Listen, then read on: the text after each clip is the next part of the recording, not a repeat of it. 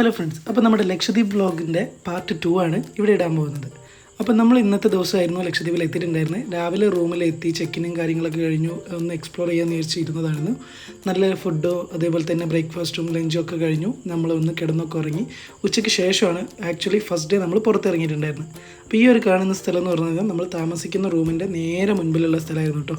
അപ്പോൾ നമ്മൾ ഉച്ചയ്ക്ക് ശേഷം നമുക്ക് പിക്ക് ചെയ്യാൻ വണ്ടി വരുന്നതുകൊണ്ട് അവിടേക്ക് പോയി ഫോട്ടോ കാര്യങ്ങളൊക്കെ എടുത്തു. പിന്നെ നമ്മൾ അവിടുന്ന് ട്രാവൽ ചെയ്ത് നമ്മുടെ ഫസ്റ്റ് ഡേ സൈറ്റിനിങ് ആണ് സ്റ്റാർട്ട് ചെയ്യാൻ പോകുന്നത്. അപ്പോൾ നമ്മുടെ കൂടെ ഉണ്ടായിരുന്ന ക്രൂ മെമ്പേഴ്സ് എല്ലാവരും വന്നു. അപ്പോൾ ഇപ്പോൾ നമ്മൾ കാണുന്നതാണ് ഇവിടുത്തെ കളക്ടറുടെ ഓഫീസാണ് കേട്ടോ. ഇവിടെ ഗവൺമെൻറ് ഓഫീഷ്യൽസൊക്കെ കൂടുതൽ വരുന്നത് കവരത്തിയിലാണെങ്കിലും ചെറിയ ചെറിയ ഗവൺമെൻറ്റിൻ്റെ ഓഫീസുകളും ബിൽഡിങ്സ് കാര്യങ്ങളൊക്കെ ഇവിടെയും പ്രവർത്തിക്കുന്നുണ്ട്. അഗത്തി വില്ലേജ് ഏകദേശം ഒരു 15 കിലോമീറ്ററിൻ്റെ ചുറ്റളവിലുള്ളത്. ഫുൾ ഏത് സൈഡും 2 സൈഡും ബീച്ച്, നടുവിലുള്ള ഒരു റോഡ്. അതാണ് ഈ ഒരു സ്ഥലത്തിൻ്റെ പ്രത്യേകത. എയർപോർട്ടിൽ നിന്ന് സ്റ്റാർട്ട് ചെയ്യുന്ന ഈ ഒരു ദ്വീപ് ദൂരത്തേക്ക് പോകുന്തോറും വിസ്തീർണം കൂടിക്കൂടി വരുന്നൊരു രീതിയിലാണ് സ്ഥിതി ചെയ്യുന്നത്. അപ്പോൾ നമ്മുടെ ഫസ്റ്റ് സ്പോട്ടാണിത്, ആൻഡോൺ ബീച്ച്. ടൂറിസ്റ്റുകളെ എല്ലാ പ്രാവശ്യവും കൊണ്ടുവരുന്ന ഫസ്റ്റ് സൈറ്റിനിങ് പോർട്ടാണ് കേട്ടോ ഇത്. ഇവിടെയാണ് നമ്മുടെ എന്താ പറയുക പോർട്ട് കാര്യങ്ങളൊക്കെ വരുന്നത്. നമ്മുടെ ബീച്ച് എക്സ്പ്ലോറേഷനും കാര്യങ്ങളും അങ്ങനത്തെ കാര്യം. ഇത് ആക്ച്വലി ചെറിയൊരു ജെട്ടിയാണ്, അതായത് ജസ്റ്റ് ഫോട്ടോസ് കാര്യങ്ങളൊക്കെ എടുക്കാൻ വരും. പിന്നെ നമ്മൾ സ്കൂബയ്ക്കും കാര്യങ്ങൾക്കും അങ്ങനെ കടലിൽ ബോട്ട് റൈഡ്, ബനാന റൈഡ് അതിനൊക്കെ കൊണ്ടുപോകുന്ന ബോട്ടുകൾ, അതുപോലെ ജസ്റ്റ് ചില്ല് ചെയ്യാൻ വേണ്ടിയിട്ട് പുറത്തേക്ക് പോകാനുള്ള ബോട്ടുകൾ കാര്യങ്ങളൊക്കെ വരുന്ന കുഞ്ഞൊരു ജെട്ടി. അങ്ങനെ വലിയ ഷിപ്പ് കാര്യങ്ങളൊന്നും ഇവിടേക്ക് അടുപ്പിക്കില്ല, കാരണം വലിയ ആഴവും കാര്യങ്ങളൊന്നുമില്ല. നമുക്ക് ഏകദേശം ഒരു മുട്ടറ്റോ ആഴമേ ഇവിടെ ഉണ്ടായിരുന്നുള്ളൂ. അപ്പോൾ നമ്മളെപ്പോലെ തന്നെ പാക്കേജിൽ വന്ന ഒത്തിരി ആൾക്കാർ, അതായത് ഇതൊക്കെ ഇവിടെ കോമൺ ആയിട്ടുള്ളൊരു സൈറ്റിനിങ് സ്പോട്ടാണ്. അതായത് എല്ലാ പാക്കേജുകാർക്കും ഒഴിച്ചുകൂടാൻ പറ്റാത്തൊരു സൈറ്റിനിങ് സ്പോട്ടാണിത്. അതുകൊണ്ട് തന്നെ നമ്മൾ വന്നിരുന്ന സമയത്ത് എല്ലാ ടൂറിസ്റ്റ് ഗൈഡുകളും അവരുടെ പാസഞ്ചേഴ്സും ടൂറിസ്റ്റുകളും എല്ലാവരും ഇവിടെ വന്നിട്ടുണ്ടായിരുന്നു. നമ്മൾ അനാർക്കലി സിനിമയിലൊക്കെ കാണുന്ന പോലെ എക്സാക്ട്ലി അതുപോലെ തന്നെയാണ് കേട്ടോ ലക്ഷദ്വീപ് കാണാൻ. ഭയങ്കര ബ്യൂട്ടിഫുള്ളാണ്, ഭയങ്കര സൈറ്റിനിങ് കാര്യങ്ങളൊക്കെയാണ്. ഒത്തിരി പേര് ഇവിടുന്ന് ഫോട്ടോസും കാര്യങ്ങളൊക്കെ എടുക്കാനൊക്കെ വരുന്നുണ്ട്. നമ്മളേതായാലും ഇവിടെ വരെ കൊണ്ടുവന്ന സ്ഥിതിക്ക് നമ്മളിവിടെയൊക്കെ കണ്ടാണ്. ഇപ്പോൾ ഇവിടെയും കോസ്റ്റൽ ഗാർഡിൻ്റെയും അതേപോലെ പോലീസുകാരുടെയും ബോട്ട് കാര്യങ്ങളൊക്കെ ഇവിടെ ഉണ്ട്, പെട്രോളിയം കാര്യങ്ങളൊക്കെ വേണ്ടിയിട്ട്. നിങ്ങൾ ആ വെള്ളത്തിൻ്റെ ക്ലാരിറ്റി ഒക്കെ നോക്കി, എന്ത് ക്ലാരിറ്റി ഉള്ള വെള്ളമാണെന്നുള്ളത്. നല്ല അടിപൊളി പ്യുവർ വാട്ടർ ആട്ടോ ഇവിടെ വരുന്നത്. നമുക്ക് വിസിബിലിറ്റി അത്രയും 100% വിസിബിലിറ്റി ഉള്ളൊരു സ്ഥലമാണ്. അപ്പോൾ നാളെയൊക്കെയാണ് നമുക്ക് സ്കൂബയൊക്കെ ചെയ്യേണ്ടത്, സ്കൂബ സ്നോക്ലിങ് കാര്യങ്ങളൊക്കെ. അപ്പോൾ നാളെ നമുക്ക് കൂടുതൽ ഡീറ്റെയിൽ ആയിട്ട് വെള്ളത്തിനെ കുറിച്ച് അറിയാം. നമ്മുടെ ഫസ്റ്റ് സ്പോട്ടായിരുന്നു ആൻഡോൺ ബീച്ച്.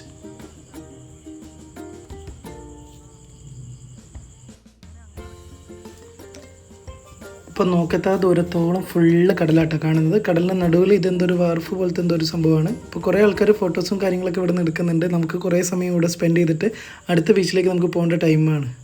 അപ്പോൾ നമുക്ക് ഫസ്റ്റ് ലഗോൺ ബീച്ച്, അതുപോലെ ആൻഡോൺ ബീച്ച്, അങ്ങനെ ഒത്തിരി ബീച്ചുകളാണ് ഫസ്റ്റത്തെ സൈറ്റിനിങ് നമ്മൾ പ്ലാൻ ചെയ്തിട്ടുള്ളത്.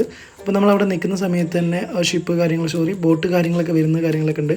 അതായത് ഇപ്പോൾ ഒരു ദിവസം മുന്നേ വന്ന ആൾക്കാരൊക്കെയാണ് അവരുടെ എക്സ്പ്ലോറേഷൻ അവർ കടലിലോട്ട് പോവുകയാണ്. അപ്പോൾ നമുക്ക് നാളത്തെ ദിവസത്തായിരിക്കും അങ്ങനത്തെ കാര്യങ്ങളൊക്കെ വരാൻ പോകുന്നത്.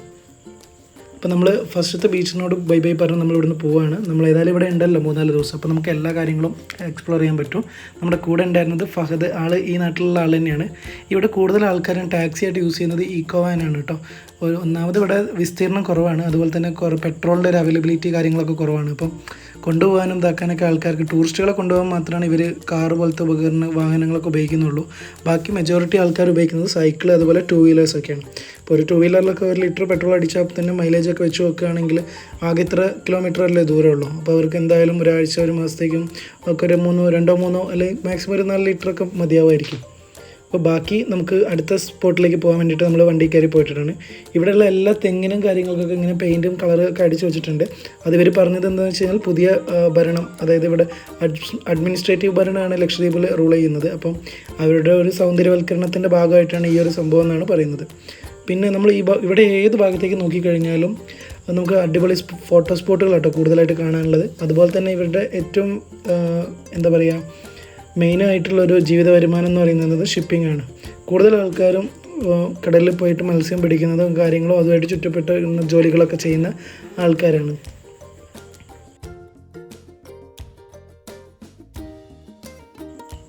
ഇവിടെ നമുക്ക് നെറ്റ്വർക്ക് ഉള്ളത് VI, എയർടെൽ, അതുപോലെ BSNL കാര്യങ്ങളാട്ടോ. എയർടെലൊക്കെ റേഞ്ച് ഉണ്ടെന്ന് അവർ പറഞ്ഞു, പക്ഷേ VIക്കൊക്കെ നല്ല റേഞ്ച് ഉണ്ട്. കാരണം എൻ്റെ കയ്യിലുണ്ടായിരുന്ന 2 സിമ്മും VI ആയിരുന്നു. പിന്നെ BSNL മാത്രമേ ഇവിടെ റേഞ്ച് ഉള്ളൂ എന്ന് പറഞ്ഞപ്പോൾ ഞാൻ നാട്ടിൽ നിന്ന് വരുമ്പോൾ ഒരു പുതിയ സിം കാർഡും കൂടെ എടുത്തിട്ടുണ്ടായിരുന്നു കേട്ടോ. അപ്പം ലക്ഷദ്വീപിലേക്ക് വരാൻ പ്ലാൻ ചെയ്യുന്ന ആൾക്കാരുണ്ടെന്നുണ്ടെങ്കിൽ ഈ കാര്യങ്ങളൊക്കെ ഒന്ന് ശ്രദ്ധിച്ചാൽ മതി. നിങ്ങൾക്ക് കാരണം ഗൂഗിൾ പേ കാര്യങ്ങൾ ഫോണൊക്കെ വർക്ക് ചെയ്യണമെന്നുണ്ടെങ്കിൽ അതൊക്കെ ഉപകാരപ്പെടും.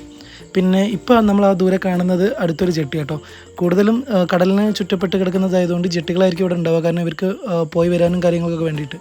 പിന്നെ ബിൽഡിങ്സ് കാര്യങ്ങളൊക്കെ നോക്കുകയാണെങ്കിൽ നമ്മുടെ നാട്ടിൽ പോലെ തന്നെയാണ് എല്ലാം ഒക്കെ ഉള്ളത്. ഇപ്പോൾ ഒട്ടേറെ ഡെവലപ്മെൻറ്റ് ഇവിടെയും വന്നിട്ടുണ്ട്. അപ്പം നമ്മുടെ രണ്ടാമത്തെ ബീച്ചാണിത്. നമ്മൾ ഫസ്റ്റ് പോയിരുന്നത് അൻഡോൺ ബീച്ചിലേക്കായിരുന്നു. ഇനി നമ്മൾ പോകുന്നത് ലഗോൺ ബീച്ചിലേക്കാണ്. ലഗോൺ ബീച്ചിൽ ടൂറിസ്റ്റുകൾ വരുന്ന മറ്റൊരു സ്പോട്ട് കൂടെ കേട്ടോ. ഒത്തിരി ആൾക്കാർ ഇവിടെ വരുന്നുണ്ട്.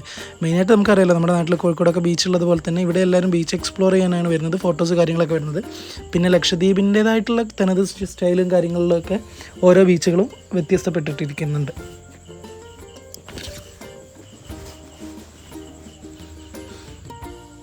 ഒരുപാട് ഫിലിംസ് കാര്യങ്ങളൊക്കെ ഈ ഏരിയയിലും ഇവിടെയൊക്കെ ഷൂട്ട് ചെയ്തിട്ടുണ്ട് കേട്ടോ. അതൊക്കെ നമ്മുടെ ഗൈഡാണ്. നമ്മൾ ലഗൂൺ ബീച്ചിൽ വന്നു കഴിഞ്ഞാൽ എല്ലാവരും ഈ ഒരു സ്ഥലത്തുനിന്ന് ഫോട്ടോ എടുക്കാതെ ആരും പോകാറൊന്നുമില്ല. പിന്നെ നമ്മൾ വന്നിട്ടുണ്ടായിരുന്നത് നോമ്പ് സമയത്തായിരുന്നു. അപ്പം ഇവിടെ എന്താ സന്ധ്യാസമയങ്ങളിൽ നോമ്പ് തുറയും കാര്യങ്ങളും അങ്ങനത്തെ കാര്യങ്ങളൊക്കെ ഉണ്ടാവാറുണ്ട്. പകൽ ഇവർ പറഞ്ഞത് നോമ്പ് തുറ ആയതുകൊണ്ടാണ് ഇത്രയും ആൾ കുറവെന്ന്, അല്ലെങ്കിൽ ഇങ്ങനെയൊന്നുമല്ല, ടൂറിസ്റ്റുകളുടെ എണ്ണം ആൾക്കാരൊക്കെ കൂടുതലായിരുന്നു.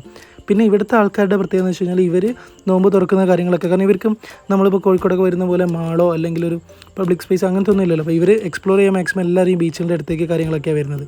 ഇപ്പോൾ നമ്മൾ ഈ കാണുന്നത് അഗത്തിയിലെ ഇന്ത്യൻ ഓയിൽ കോർപ്പറേഷൻ്റെ ബിൽഡിങ്ങാണ്. എയർപോർട്ടിലേക്കുള്ള പെട്രോളിൻ്റെ ഗ്യാസ് സ്റ്റേഷൻ കാര്യങ്ങളൊക്കെ അവിടെയായിട്ട് പ്രവർത്തിക്കുന്നത്. ഇതിൻ്റെ പുറകിലൊക്കെ ആയിട്ട് നമുക്ക് കടൽ തന്നെയാണുള്ളത്. രണ്ട് സൈഡും കടലാണ്. കടലിൻ്റെ നടുവിൽ നമ്മൾ ഈ കാണുന്ന രീതിയിലുള്ള റോഡേ ഉള്ളൂ. പിന്നെ ഇതാണ് നമ്മുടെ മെയിൻ ഐറ്റം. ലക്ഷദ്വീപിൽ വന്നു കഴിഞ്ഞാൽ ഇത് എന്തായാലും കഴിക്കണം എന്നാണ് എല്ലാവരും പറയുന്നത്. ലക്ഷദ്വീപുകാർ ഇതിന് ദീപുണ്ടെന്നാണ് പറയുന്നത്. നമ്മുടെ നാട്ടിൽ ശർക്കരയും കാര്യങ്ങളൊക്കെ ചേർത്തുള്ളൊരു അടിപൊളി ഐറ്റമാണ്. അപ്പം നമ്മളിത് കഴിക്കുന്നത് അന്തോൺ ബീച്ചിൻ്റെ അടുത്ത് ലഗോൺ ബീച്ചിൻ്റെ അടുത്ത് നിന്നായിരുന്നു കേട്ടോ. ദീപുണ്ട സത്യം പറഞ്ഞു കഴിഞ്ഞാൽ ടേസ്റ്റ് വൈസ് നോക്കുകയാണെങ്കിൽ നമ്മുടെ നാട്ടിലെ തേങ്ങ ഉണ്ടല്ലോ, തേങ്ങയും ശർക്കരയും കാര്യങ്ങളൊക്കെ കൂട്ടി കുഴച്ചിട്ട് ഉണ്ടാക്കുന്ന ഒരു ഇതാണ്. ലൈക്ക് ഒരു ഉണ്ണിയപ്പം പോലത്തെ ഒരു സംഭവം. പക്ഷേ ഉണ്ണിയപ്പത്തിനായിട്ട് ഞാൻ കമ്പയർ ചെയ്തല്ല, അതല്ല അതിൻ്റെ ടേസ്റ്റ് കിട്ടും. ദീപുണ്ട എന്ന് പറഞ്ഞു കഴിഞ്ഞാൽ അത് പ്രത്യേക ടേസ്റ്റാണ്. നല്ല ഷുഗറിൻ്റെ കണ്ടൻറ്റ് നല്ല കൂടുതലാണ്. പ്രത്യേകിച്ച് ഇവിടുത്തെ ലക്ഷദ്വീപിലെ ശർക്കര എന്ന് പറഞ്ഞു കഴിഞ്ഞാൽ അത് വേറൊരു വെറൈറ്റി സാധനം തന്നെയാണ്. അപ്പം നമ്മളത് ടേസ്റ്റ് ചെയ്ത് കാര്യങ്ങളൊക്കെ ചെയ്ത് നോക്കി, നല്ല രസമുണ്ട്. ഇപ്പോൾ നിങ്ങൾ ലക്ഷദ്വീപിൽ വരുവാണെങ്കിലും എന്തായാലും ഇത് ട്രൈ ചെയ്യേണ്ടതാണ്. ലക്ഷദ്വീപിൻ്റേതായിട്ടുള്ള ഫുഡുകൾ ഒരുപാട് ഐറ്റംസ് ഉണ്ട്, അതിലൊന്നു തന്നെയാണിത്. അപ്പോൾ നമുക്ക് ഏകദേശം സന്ധ്യാസമയത്തോടെ അടുത്ത് നോമ്പുതുറേൻ്റെ സമയം കാര്യങ്ങളൊക്കെ വരുന്നുണ്ട്. അപ്പോൾ നമ്മുടെ ഡ്രൈവർ കാര്യങ്ങളൊക്കെ അവർക്കൊക്കെ നോമ്പുതുറ കാര്യങ്ങളൊക്കെ അവർ സെറ്റ് ചെയ്തിട്ടുണ്ടായിരുന്നത് ലഗൂൺ ബീച്ചിൻ്റെ അടുത്തായിരുന്നു. അപ്പോൾ നമ്മളോട് പറഞ്ഞത് ഇനി നമ്മൾ പിക്കപ്പ് ചെയ്യാൻ വേണ്ടിയിട്ട് ആളൊരു 1 മണിക്കൂർ 1.5 മണിക്കൂർ കൊണ്ട് വരും. അപ്പോൾ അത്രയും സമയം നമുക്ക് ബീച്ച് എക്സ്പ്ലോർ ചെയ്യാം. അപ്പോൾ നമ്മുടെ അഗത്തിയിലെ ലക്ഷദ്വീപിലെ ഫസ്റ്റ് ഡേ ഉള്ള നൈറ്റാണ്. അപ്പോൾ നമ്മൾ ഫസ്റ്റ് ഡേ നൈറ്റ് നമ്മൾ പോയിട്ടുണ്ടായിരുന്നത് വെസ്റ്റേൺ ചെട്ടി എന്ന് പറഞ്ഞ സ്ഥലമാണ്. നമ്മൾ പകൽ തന്നെ ഇവിടെയുള്ള ആൾക്കാരെയൊക്കെ പരിചയപ്പെട്ടിട്ടുണ്ടായിരുന്നു. സതീശൻ ചേട്ടൻ എന്നൊക്കെ പറഞ്ഞാൽ നമ്മുടെ കോഴിക്കോട് താമരശ്ശേരിക്കുള്ള ഒരു ചേട്ടനൊക്കെ ഇവിടെ ഉണ്ട്. അപ്പോൾ ആളുടെയൊക്കെ പരിചയപ്പെട്ട് നൈറ്റ് നമ്മൾ ഫിഷ് ഹണ്ടിങ്ങിന് പോയി. ഫിഷ് ഹണ്ടിങ് എന്നല്ല, മെയിൻ നമ്മൾ ചൂണ്ടയിട്ട് പിടിക്കുന്ന ഒരു രീതി. ഇപ്പം നമ്മൾ നൈറ്റ് ഇവിടെ വന്നിട്ടുള്ളത് ഫിഷ് ഹണ്ടിങ്ങിന് വേണ്ടിയിട്ടാണ്. ഇത് പാക്കേജ് കാര്യങ്ങളോ അങ്ങനത്തെ ഒന്നുമല്ല. പക്ഷെ നമ്മൾ റൂമിൽ വെറുതെ ഇരുന്ന സമയത്ത് ഇവിടുന്ന് ലോക്കൽസ് ആയിട്ടുള്ള ആൾക്കാർ കുറേ ആൾക്കാർ ഇവിടെ പോകുന്നുണ്ട്. അപ്പോൾ അവരോടൊക്കെ അന്വേഷിച്ച് അപ്പോൾ ഇതാണ് നമ്മുടെ പരിപാടി. ഇന്ന് നമ്മൾ ഇവിടുന്ന് മീനിനെ പിടിക്കാനുള്ള പരിപാടി. എന്നിട്ട് അതിനെ നമ്മൾ പൊരിച്ചടിക്കാം. അപ്പോൾ നമ്മളവിടെ നിന്ന് മീൻ പിടിക്കാൻ പോയി. അപ്പോൾ വെസ്റ്റേൺ ചെട്ടിയിൽ നൈറ്റ് നല്ല അടിപൊളി സ്പോട്ടാണ് കേട്ടോ. അപ്പോൾ നമ്മുടെ കൂടെയുള്ള ആൾക്കാർ ഇതൊക്കെയാണ്. ഷെരീഫ് ബ്രോ, അതുപോലെ നമ്മുടെ ബാബു ചേട്ടൻ എല്ലാവരും ഉണ്ടായിരുന്നു. അപ്പോൾ നമ്മളെല്ലാവരും കൂടെയാണ് നൈറ്റ് ഇവിടെ വന്നിട്ടുണ്ടായിരുന്നത്.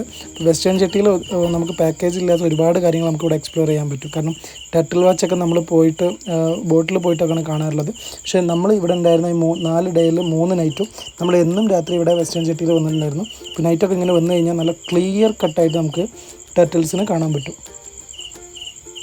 ഏതാണ്ട് 100 വർഷത്തോളം പഴക്കമുള്ള ടർട്ടിൽസൊക്കെ ഇവിടെ ഉണ്ട് കേട്ടോ. ഒരുപാട് ആമകൾ ഇവിടെ ഉണ്ട്. അപ്പോൾ നമ്മളിപ്പോൾ ഈ കണ്ടുകൊണ്ടിരിക്കുന്നത് ഇന്ന് നമ്മൾ കണ്ടതാണ്. നമ്മൾ ഇത് കഴിഞ്ഞിട്ട് പിറ്റേ ദിവസമൊക്കെ കണ്ടപ്പോൾ ഒരുപാട് 3-4 എണ്ണമൊക്കെ ഒന്നിച്ചൊക്കെ ഉണ്ടായിരുന്നു കേട്ടോ. അപ്പോൾ നമ്മൾ ഒരു ദിവസം വെള്ളത്തിൽ ഇറങ്ങിയ സമയത്താണ് ഇതിന് ഒരുപാട് കൂട്ടത്തോടെ വന്നിട്ടുണ്ടായിരുന്നത്. അന്ന് നമ്മുടെ കയ്യിൽ ഫോണില്ല. കാരണം ഫോൺ നമ്മൾ റൂമിൽ വെച്ചിട്ടാണ് വെള്ളത്തിൽ ചാടാനുള്ള കണ്ടീഷനിൽ വന്നത്. അതുകൊണ്ട് അത് വീഡിയോ എടുക്കാൻ പറ്റില്ല. പക്ഷേ എന്നും നിങ്ങൾ എപ്പോൾ ഇവിടെ പോയി കഴിഞ്ഞാലും വെസ്റ്റേൺ ചെട്ടിയിൽ നൈറ്റ് പോയി കഴിഞ്ഞാൽ അടിപൊളിയായിട്ട് ടർട്ടിലിനെ കാണാൻ പറ്റും. അപ്പോൾ നമുക്ക് ചൂണ്ടയിട്ടിട്ട് കിട്ടിയ മീനുകളാണ് ജസ്റ്റ് ഇവിടെ കാണിച്ചത്. ഇതിൻ്റെ ഒന്നും പേരൊന്നും കറക്റ്റ് എക്സാക്റ്റ് അറിയില്ല.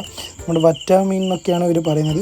ഇവിടെ നൈറ്റ് ഒരുപാട് ആൾക്കാർ ഷൂട്ട് ചെയ്യാനും മറ്റേ ഇതിനൊക്കെ വരുന്നുണ്ട്. അതുപോലെ ഷൂട്ടിംഗ് ഉദ്ദേശിച്ചത് ഗണ്ണുകൊണ്ട് ഷൂട്ട് ചെയ്തിട്ട് മീനിനെ പിടിക്കുന്ന പരിപാടിയൊക്കെ ഉണ്ട് കേട്ടോ. പിന്നെ നമുക്ക് ഒരു വെസ്റ്റേൺ ചെട്ടിയിൽ തന്നെ നമ്മൾ കണ്ട വേറെ കാഴ്ചയത് കൊച്ചിയിൽ നിന്നും കാര്യങ്ങളൊക്കെയാണ് ഇവിടേക്ക് പ്രത്യേകിച്ച് കാർഗോ കാര്യങ്ങളൊക്കെ വരുന്നത് ഒരു മുഖേന. അങ്ങനെ വരുന്ന പ്രോപ്പർട്ടീസ് കാര്യങ്ങളൊക്കെ ഇവിടെയാണ് വെസ്റ്റേൺ ചെട്ടിയിലാണ് ഇവർ ഇറക്കി വെക്കാം. ക്രെയിൻ ഉപയോഗിച്ചിട്ട് ഓരോന്ന് നേരെ ജെട്ടിയിലോട്ട് ഇറക്കി വെക്കും. ഇവിടെ നിന്ന് ട്രാക്ടറോ അല്ലെങ്കിൽ ആൾക്കാരുടെ വണ്ടികളുടെ വന്നിട്ട് ആൾക്കാർക്കൊക്കെ കളക്ട് ചെയ്യാം. ഈ ഒരു മാർഗ്ഗമാണ് നമുക്ക് സ്കൂട്ടി, സൈക്കിൾ, അതുപോലെ ബൈക്ക്, പിന്നെ പച്ചക്കറികൾ, കാര്യങ്ങൾ, അങ്ങനെ ഒരുപാട് കാര്യങ്ങൾ എല്ലാം ഉരുവിലാണ് കൊണ്ടുവരാം. അപ്പോൾ മെയിൻ ഷിപ്പിൽ നിന്ന് ഇവിടേക്ക് കരയിലേക്ക് അടുക്കാത്തതുകൊണ്ടാണ് ഇങ്ങനെ ഉരുവിൽ കയറ്റി വരുന്നത്. അല്ലാതെ ഡയറക്റ്റ് കൊച്ചിയിൽ നിന്ന് ഉരുവിൽ വരുന്നതും ഒക്കെ ഉണ്ട്. അപ്പോൾ ഇവിടെയൊക്കെ നൈറ്റ് ഒരുപാട് മീനുകളുണ്ട്. കുറേ മീനുകളെ നമുക്ക് ഇവിടെ കാണാൻ പറ്റും. പക്ഷേ എല്ലാ മീനുകളും നമുക്ക് കഴിക്കാൻ പറ്റുന്നില്ല. അതുകൊണ്ട് എല്ലാത്തിനും നമുക്ക് പിടിക്കാൻ കഴിയില്ല. ഇവിടെയുള്ള ആൾക്കാർക്ക് അറിയാം ഏതിനെയാണ് എങ്ങനെയാണെന്നൊക്കെ ഉള്ളത്. അപ്പോൾ അവരെ കാണിച്ചു തരും. പിന്നെ നൈറ്റ് ഇവിടെ ചൂണ്ടിടാൻ വന്നാൽ പോലും ഒത്തിരി ആൾക്കാർ ഇവിടെ ഉണ്ട്. അപ്പോൾ എല്ലാവരും മലയാളികളായത് നമുക്ക് ഭാഷ ഒരു പ്രശ്നമല്ല. എല്ലാവരുമായിട്ട് മിങ്കിൾ ചെയ്ത് സെറ്റായിട്ട് പോകും. നമ്മളെല്ലാവരും ഹെൽപ്പ് ചെയ്യാനും കാര്യങ്ങളൊക്കെ വരും. അപ്പോൾ നമ്മൾ ഈ ഉരുവിൻ്റെ അടുത്തേക്ക് എത്തിയപ്പോൾ നമ്മൾ നോക്കിയപ്പോൾ അതിൻ്റെ അകത്ത് ഒരുപാടുണ്ടായിരുന്നു. ഞാൻ നേരത്തെ പറഞ്ഞ പോലെ സ്കൂട്ടി, സൈക്കിൾ, അങ്ങനെ ഒരുപാട് സാധനങ്ങളൊക്കെ ഉണ്ടാകും. അപ്പോഴാണ് നമ്മുടെ വീടിൻ്റെ അടുത്ത്, നമ്മൾ താമസിച്ചുകൊണ്ടിരുന്ന വീടിൻ്റെ അടുത്തുള്ള പുള്ളിക്ക് അവർ വേറൊരു ദ്വീപിൽ നിന്നാണ് വരുന്നത്. അപ്പോൾ അവർക്ക് ഈ ദ്വീപിലേക്ക് യൂസ് ചെയ്യാൻ വേണ്ടിയിട്ട് അവർ അവിടുത്തെ വണ്ടി പുള്ളി എന്തോ ജോലി കൊണ്ട് ട്രാൻസ്ഫർ ആയിട്ട് വരികയാണ്. അപ്പോൾ സ്കൂട്ടിയൊക്കെ ട്രാൻസ്ഫർ ചെയ്തിട്ട് കൊണ്ടുവരികയാണ്. അപ്പോൾ നമ്മൾ അതൊക്കെ ആ കാഴ്ച കണ്ടു. ഉരുവിൽ നിന്ന് ക്രെയിൻ മുഖാന്തരമായി ജെട്ടിയിലോട്ട് ഇറക്കുന്നതൊക്കെ. ഇവിടെ നമുക്ക് കസ്റ്റം ക്ലിയറൻസ് അങ്ങനത്തെ കാര്യങ്ങളൊന്നുമില്ല. ക്ലിയറൻസ് ഒക്കെ കഴിഞ്ഞ് വരുന്ന സാധനങ്ങളാണ്. ഇത് ജെട്ടിയിലോട്ട് ജസ്റ്റ് ഇറക്കാൻ വേണ്ടിയിട്ടാണ് ഉരുവിൽ കയറ്റിയിട്ട് ജെട്ടിലോട്ട് വരുന്നത്. അപ്പോൾ അതൊക്കെ കഴിഞ്ഞ് നമ്മൾ നൈറ്റ് റൂമിലെത്തി. ഇന്ന് നമുക്ക് നമ്മുടെ ഇവിടെ ഉണ്ടാക്കി വെച്ചിട്ടുള്ളത് നല്ല ചപ്പാത്തിയും മുട്ട റോസ്റ്റുമാണ്. അപ്പോൾ അതൊക്കെ കഴിച്ച് നമ്മൾ കിടന്നുറങ്ങി. അപ്പോൾ ബാക്കി വിശേഷങ്ങൾ നാളെ കാണാം. ടാറ്റാ.